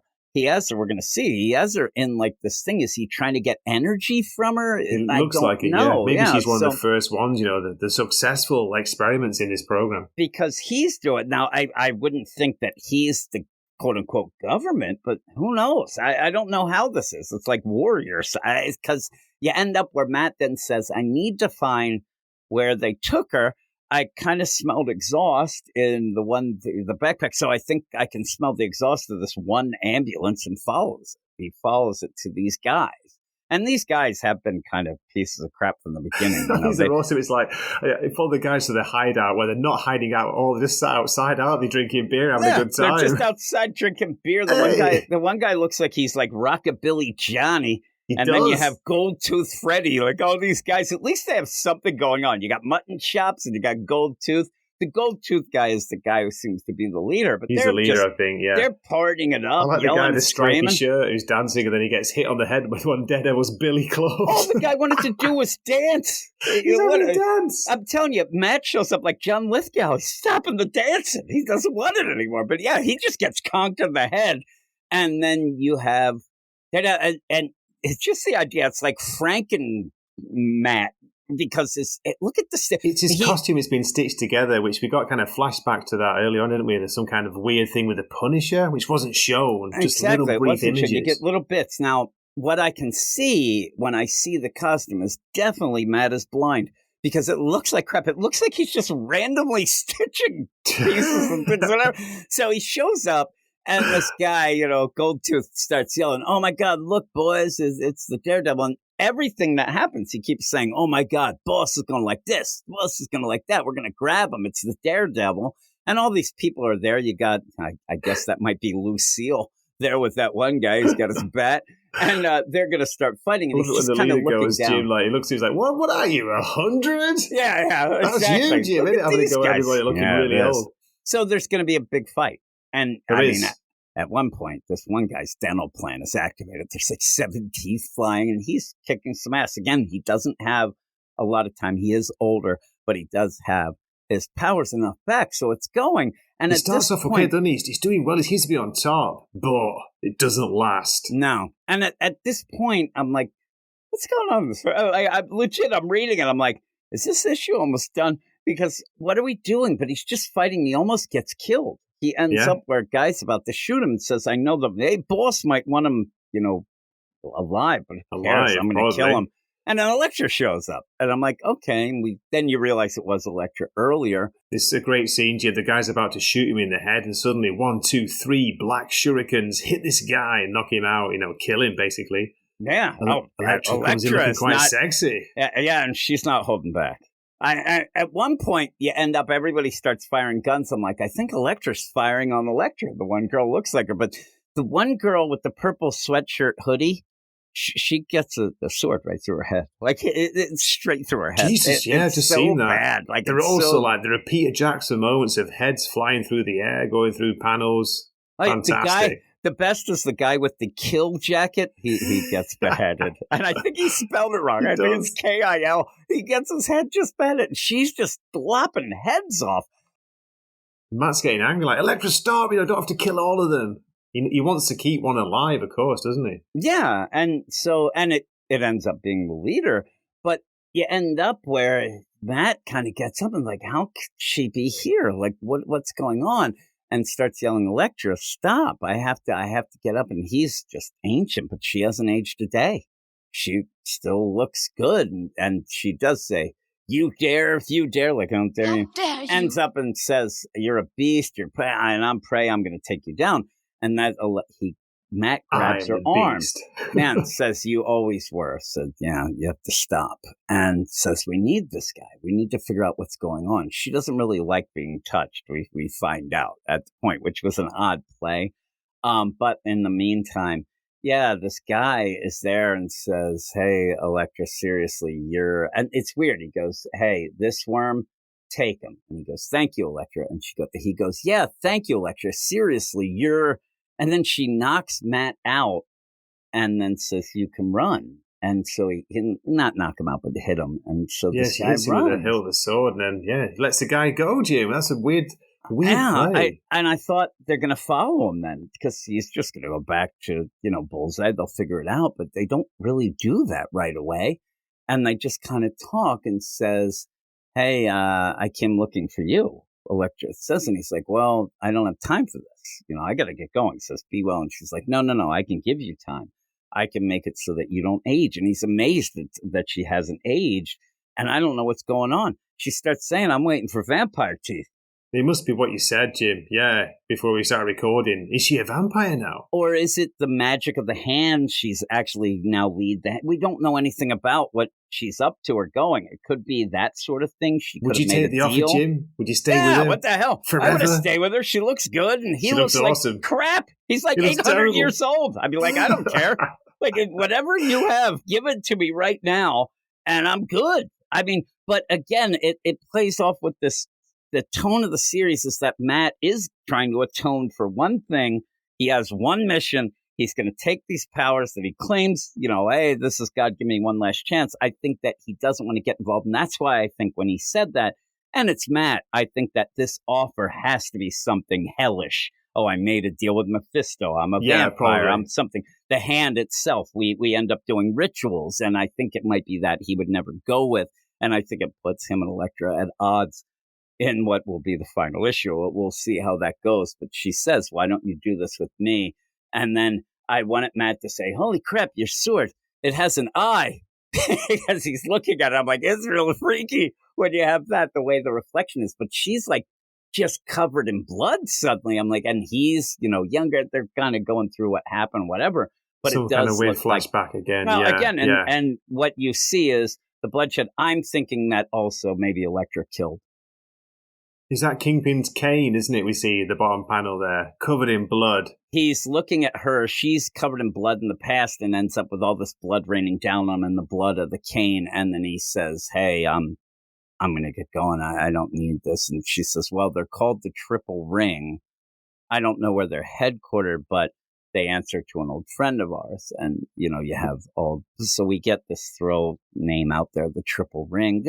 like I said, I think the thing in this issue that gets me is there's so many things that you're mentioning, but we just have one issue left, and I don't know. I can't say that my score is bad for this issue because I know that they're not going to be able to wrap it up. It's just so many things just kind of being thrown at you. There's a lot happening, but I felt like it was just moving so fast. It's great. You know, the story, it flew by for me. You were saying it was my God, it was never going to end. It didn't. It took me forever. I'm telling you, even while we're talking, I keep looking at the page count. Also, you do see Cap's star at one point too. Yeah, that whole reign. There's blood all over that too. I don't know what happened with all that, but then we go back to Bullseye, who is hanging with Frank. Frank's hanging. You know, that's not even a pun. He's hanging on the wall. Poor Frank. He looks even worse than Bullseye, doesn't he? Yeah. Oh my God, he looks. They kind of look like twins, but him and Bullseye. But he's like, hey. Boss, it's Daredevil. The guy can fight. He's old, but he can fight. I don't know what's going on. The woman, she was there too. It was crazy. They knew each other. And he's like, oh, how wonderful. If I'm this guy, I'm shielding my ears.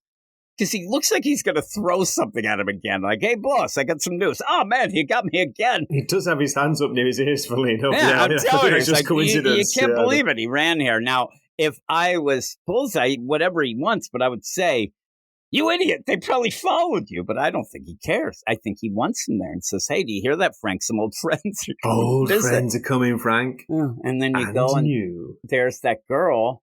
She's in like a makeshift, like crazy, like energy.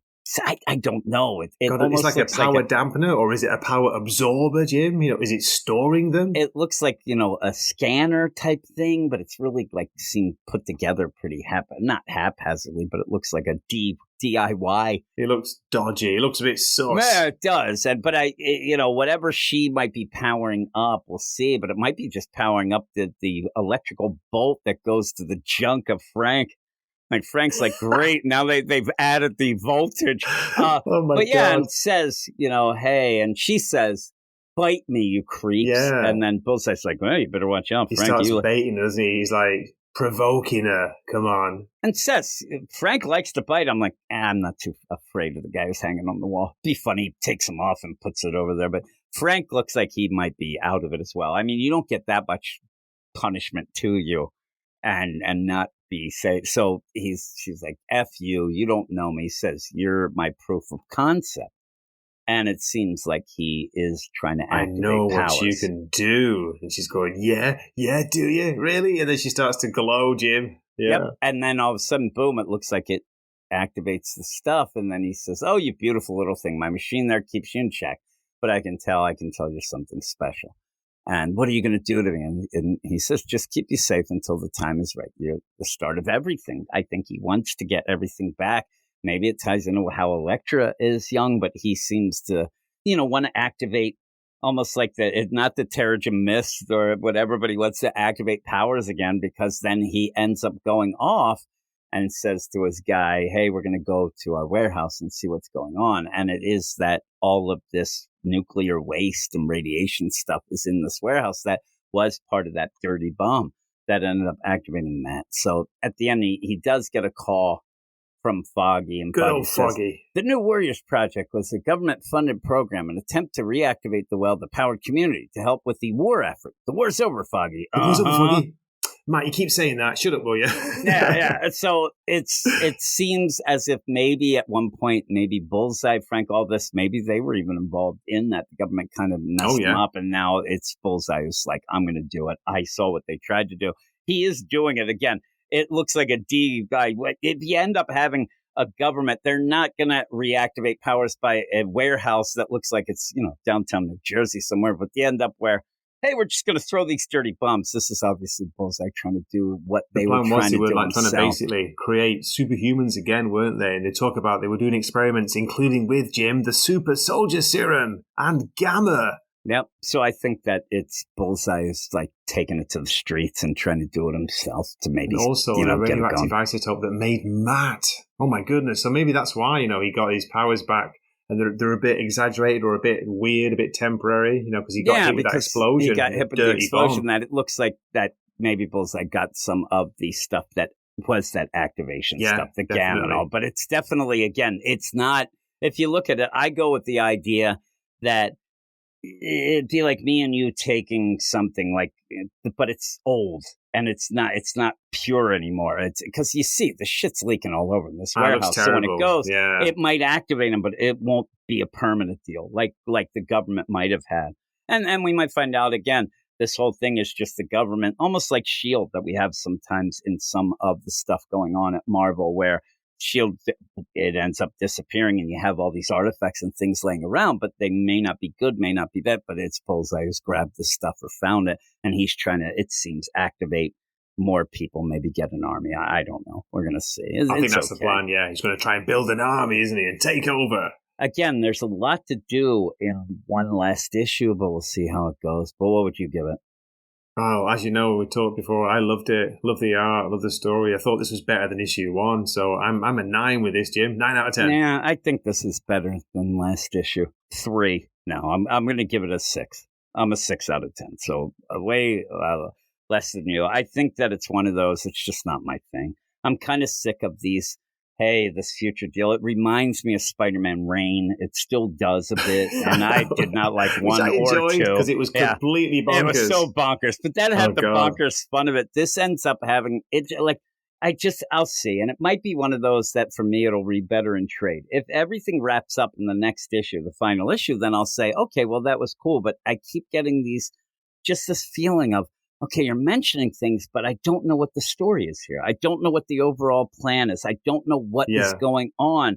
And if it doesn't end up, and you're throwing a lot of stuff in here. New Warriors, Elektra shows up here. You have Frank Castle on a wall. You have Bullseye. You have all these things. And it's the government, this war, the DBs, which just got thrown out there, but that kind of isn't seemingly anything. Are we ever going to find out who the DBs are or even meet them? Oh, maybe. To me, I think that the DBs were all just the government making up an enemy, and there really wasn't anything with that because I just don't know. I just have no idea. But we'll see. We'll see. But we'll move on to the next issue. Me and you might be more in agreement with this next one. It's everybody's favorite book, it seems, except me and you and some other people. It's Ultimate Spider-Man. And we were going to do what was it, Spider-Man Wolverine, or was it Deadpool Wolverine, the Ben Percy? But we decided to do this. It's a bigger book. It's a bigger book, isn't it? We should do it. We should at least cover this. Yeah, it just ends up where I don't find myself excited about this. Well, I enjoyed last issue, Jim, with the Gwen Stacy reveal, but this issue, we'll get into it, but this was disappointing. It's funny, last issue, because of that big moment, that is the wow deal. A lot of people didn't like it. A lot of people that I talked to, Sully, even, they were like, it was boring. They thought it was boring. So what are they going to think of this issue? Oh, my goodness. Because I don't know. The idea that you keep going, and this book, less than Ultimate X-Men. Ultimate X-Men, you end up having cliffhangers, and then you go this monthly play. I think it's the worst, because then you just go, especially in Ultimate X-Men, where you miss the next 3 weeks, the big cliffhanger, that's already resolved, and we're in the middle of something else. This is a little different. What I get from this one, you don't really ever get enough Spider-Man. You never get enough of what they're doing, and then you just kind of go, and it's like, hey, let's look into them for a couple of minutes, and then it feels like you've lost a bunch of the story. Like the story overall just ends up where I don't have anything gripping me with it. But it's written by Jonathan Hickman, art by David Messina, colors by Matthew Wilson, letters by VC's Corey Petit. I will tell people your joke. You said it seemed like it was a fill-in artist, but it also feels like a fill-in writer. So you end up where I agree. It does.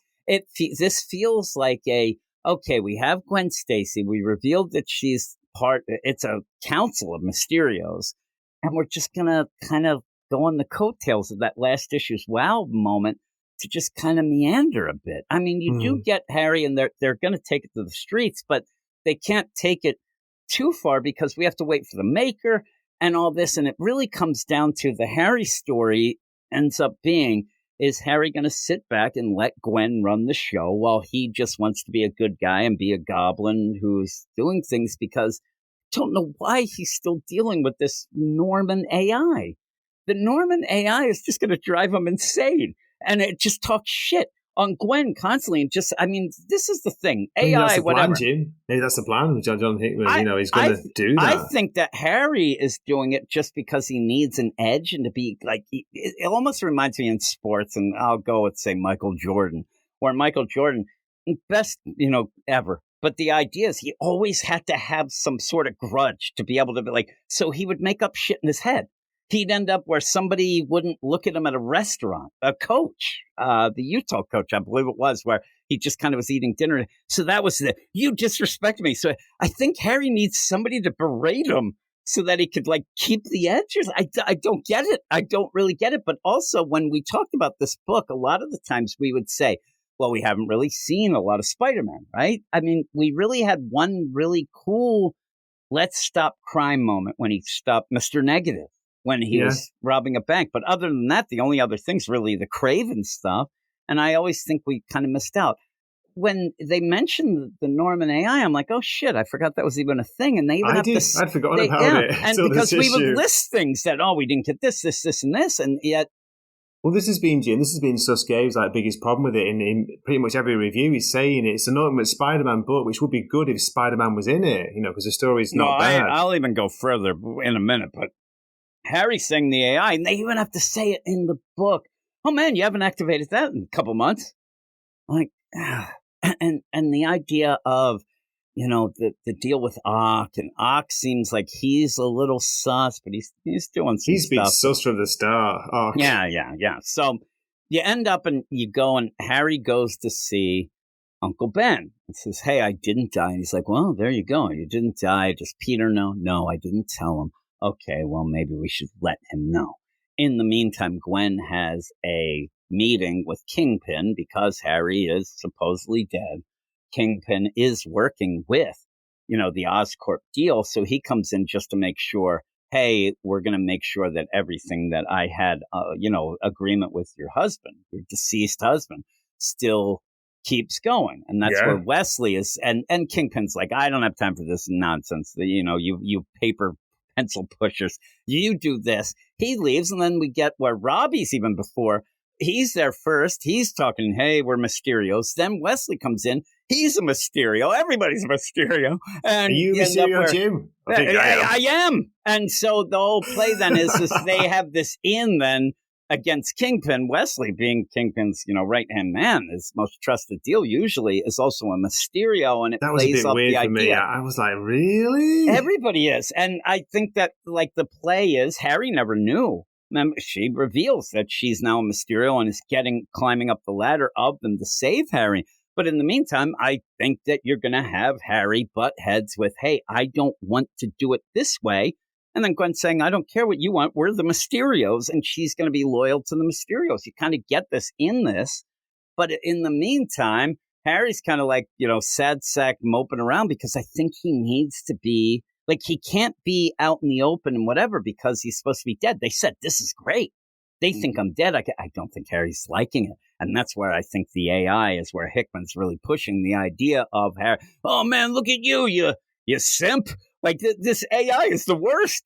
You're doing it all wrong. You're making all the mistakes. It's like I go and I'm like, oh, I'm gonna do a song. I'm gonna make some music. I'm going, he's typing in. I'm like, hey, I want this. What are you doing, you loser? You're terrible. I'd be like, I don't want this AI. You go to do a paper with AI and it's berating you. Shut the thing off. You can't copy Madonna's classic song and change it to Living in a Mysterio World, can you? Jesus. The best is, now that would be good. The best is, just as a joke at one point when I was recording with Wes, I said, if you go and make a explicit song parody of a Doris Day type song, and I got berated. You can't do that. Doris Day is pure as the snow. What are you talking about? But yeah, the whole play is, hey, I'm going to go, and now Harry is free to just be Goblin because he can't really, he could do it from the wings, but it seems like Gwen's completely taken over all the work stuff. So he has just Goblin stuff to do, and I think he's going to get bored, and he needs to be seen and known, and I think that's going to get him because somehow he's going to have to prove it to AI Daddy that he's in charge. So I think that that's what we get mostly from this. But we also get that everybody's a Mysterio, I swear to God. But yeah, so he gets in the suit. He turns on the AI immediately. This AI is like, man, I'm scanning your brain waves to see what happened. Oh my goodness, and your wife? She's the one that's saving your ass. And, you're not an Osborn. He's like, whatever, Daddy. And then he goes off, and also at the last second, Ock goes, we put some missile launchers on the deal. He starts ripping missiles all over the place. He's blowing up stuff. Then to later be upset that Gwen blows up a building because they go to attack Mr. Negative. And again, Gwen steps in and says, I will take care of this as Mysterio. You go and save the people. He's doing the job that, the hero doesn't normally do. The hero will save the people, but she's going to take care of the negatives, the minions, and he's going to go off and do kind of the sidekick role, and I don't think he likes it. And then she blows up the building.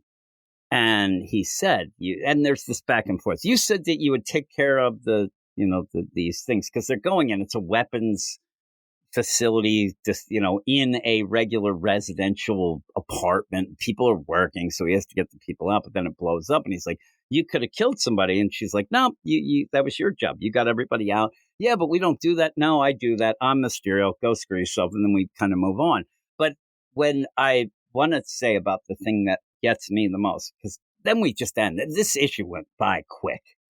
Right? I mean, it was just over. We end with, at least we get a little bit of Peter right at the end. Not even the last page, the second to last page. It's like, oh, hello, there's Peter. He's on the phone to Harry. Look at that outfit. Look at that outfit he's wearing.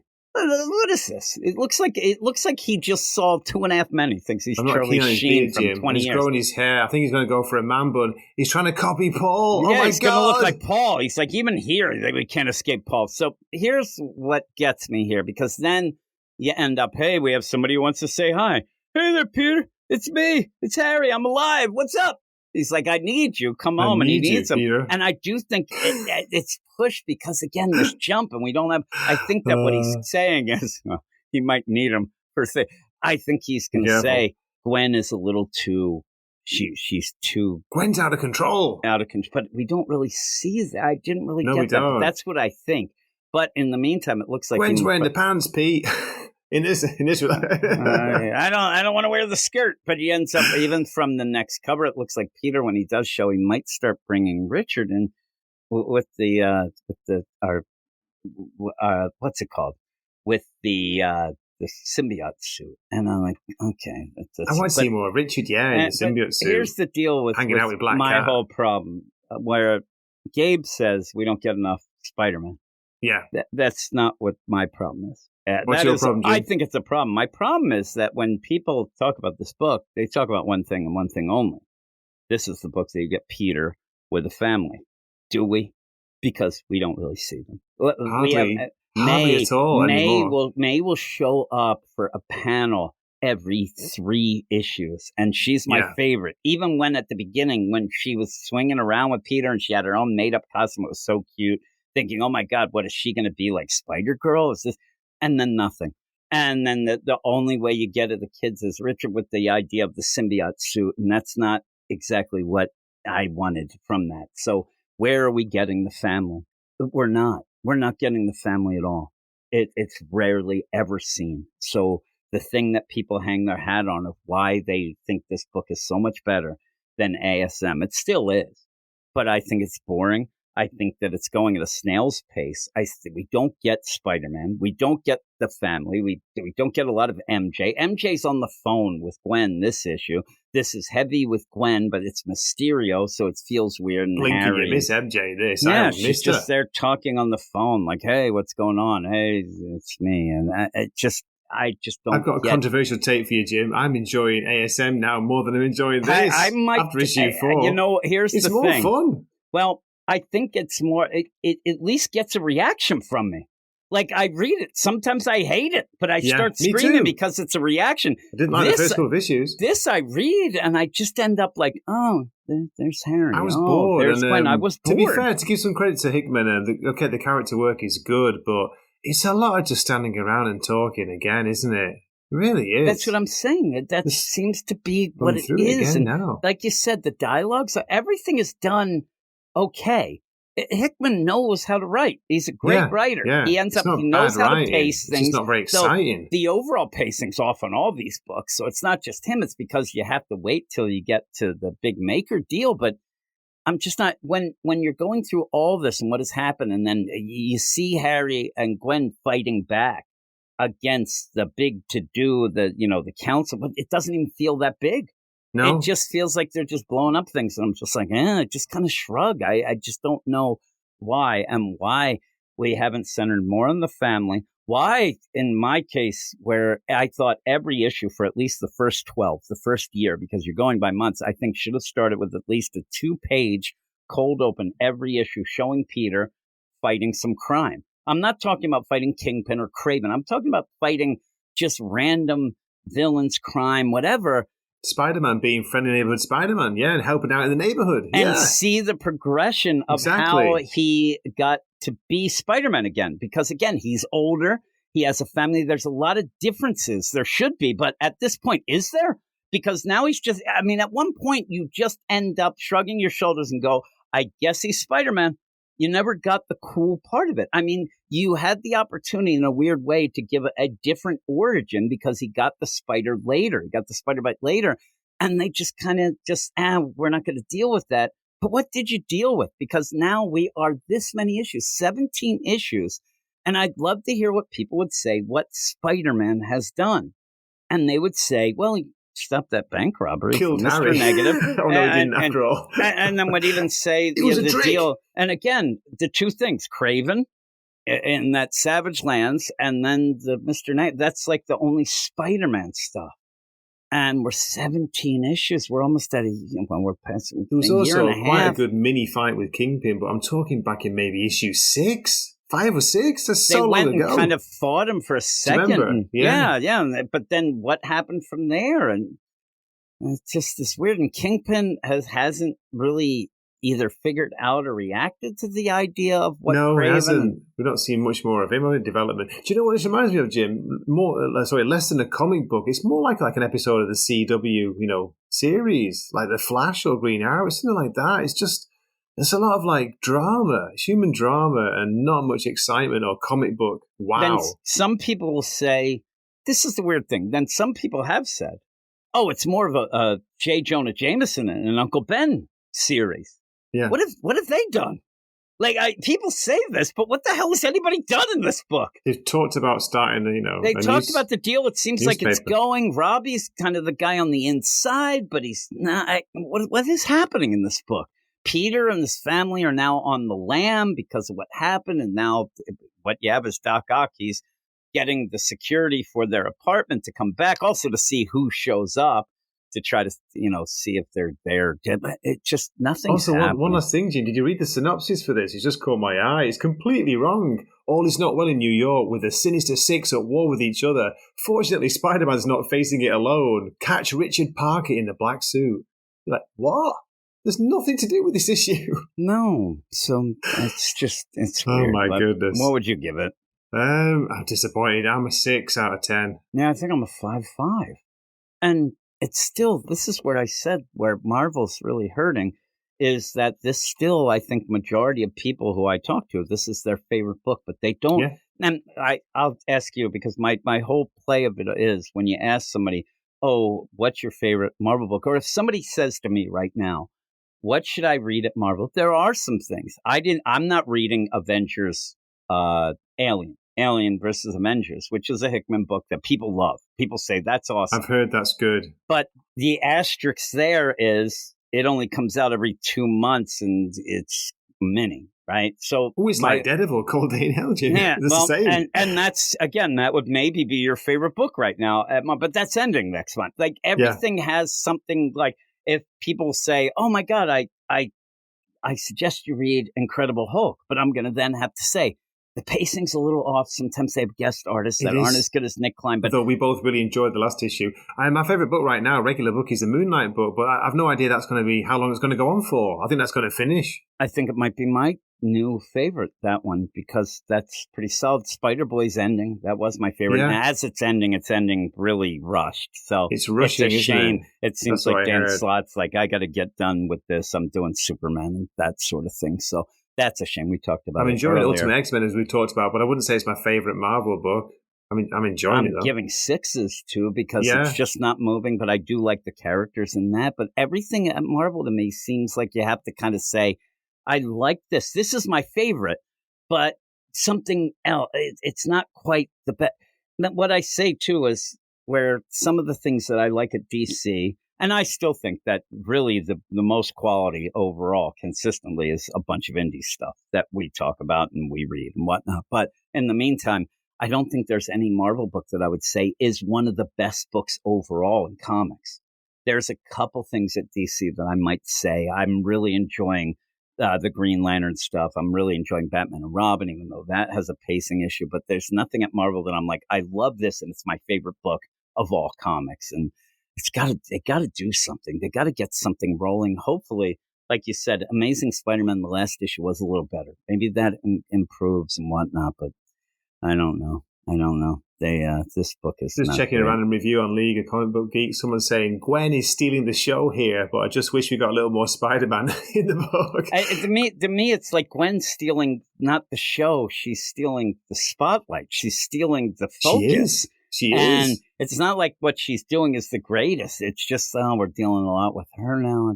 I don't know. It's one of those weird books. Maybe after the maker comes and goes and we see how the lay of the land is, maybe then everybody can relax and we could have I would have liked up until now like an issue where the family goes for a picnic. I don't know. And then they're at the picnic and suddenly like, oh, look at that guy. Oh my God, his family just got killed. There we go. Punisher. It's just nothing going on. Oh, but as you say, being out with the family and then Peter having to protect them somehow without revealing his Spider-Man, to the rest of them, that kind of thing. How would he do that? That would be good. That'd be interesting. It's weird. It's kind of a disappointing, weird Jim. Because I did enjoy last issue. Yeah, the last couple have been pretty good. We'll see what people think. Again, there are people who will give this book huge scores just 5 out of 5 or 10 out of 10. Just because they've given it big scores and they don't seem to want to admit that something's not quite right with it and it's a little bit boring. But I get the idea, even though there's two reviews out right now and the aggregate is a 6.8, but that might be because of Sus Gabe. Because of Sus Gabe. Well, he gave it a 6, didn't he? Oh, sorry to spoil the score. I'll give you the deal here. In the user reviews, I don't go with user reviews in Comic Book Roundup when they don't write anything. Anybody could hit 10 or 1. You know what I mean? But if you write something, well, Afri is somebody in the user reviews that has enjoyed this book and gave it a 7. I think even some really big fans are like, yeah. And it says actually, this guy kind of has a good comment here. Just looking at it quick, says the issue's good. Don't get me wrong, it's good. I like the Revelations world building, character interactions, and the art is solid enough, but it's not all about Spider-Man. If it was, I would focus more on the titular character for 3 months straight instead of just having him make small cameos. So that's getting to some people. I want more of the family, but I will have to see. We'll have to see. It just kind of ends up not being great. But enough of us talking about how bad it is. That is it. That is it for this week. You did bring my score up for Cold Day in Hell. I'm glad about that. Yeah. Now, again, obviously it wasn't really a high score to begin with, but you did get it up, and I'm looking forward to when we do talk next month about it. Hopefully it ties some things up, and then I'll give a score where, okay, here's my actual, like one of those, like now that it's ended, I see how it ended.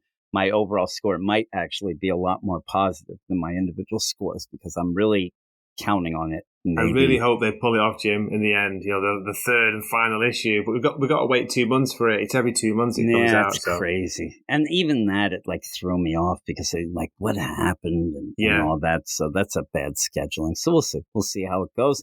But next week, we'll just get back to the same old, pick some books, do them. So thank you for joining me. And as we're talking, I'm not even realizing this whole time that I have to have, since you are here and you're ending it, we have to end with your song because that's the rules. And in the meantime, this past week, I haven't done any live streams except me and you doing our absolute stuff. I end up having to skip all the other stuff. So I haven't heard the song because even when you're not there, I usually play it because people ask for it. So I am looking forward to it as it loads up. But thanks everybody for listening. Thanks for you and Matt joining me. I hope people are going to get through it. Eventually things should turn around. Things will get better. And there's always minis and things that come out. So that'll be wow, Jim, it's Red Hulk next week already and ASM. Look at that. And so we'll be doing some of those. Also, one of the books that I do like, I haven't read it yet, we don't review it, is the Eddie Brock Carnage. So I'll be reading that. Oh, yeah, that's been decent. It's one of my favorite ones. Red Hulk is my favorite tie-in to One World Under Doom, Misery Under Doom. And regular Daredevil next week, too. Yeah, and we have that. And we've actually been liking that. So I forgot about Daredevil as well. We're liking that a little more, too. So there's some silver lining. So hopefully next week we'll enjoy it more. But that is it. Thank you for joining me. Greg, actually tell everybody before we go where they can find you. You can find me at the Wakizashi's Tea House reviewing comics and getting nowhere with it. Yeah, one review at a time. That's the way it goes, Jim. Yep. So there you go. Everybody go check the show notes. Check out Gray's channel. It's awesome. He ends up having reviews, and you're going to have a video review for Cold Day in Hell, correct? That's just dropped. I've just got to finish my written review. Okay. Yeah. So go to the channel and check that out. He's a lot more positive than me. And you could have a smile on your face. So we'll talk to you all later.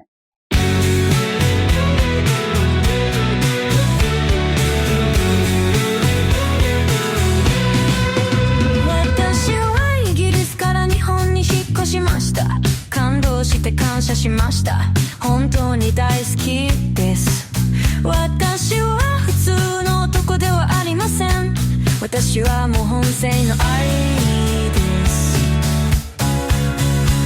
私にからかわないでくださいそうしないとあなたは消えてしまいます私は普通の男ですでも私はあなたを殺しますだからそのまま受け取ってください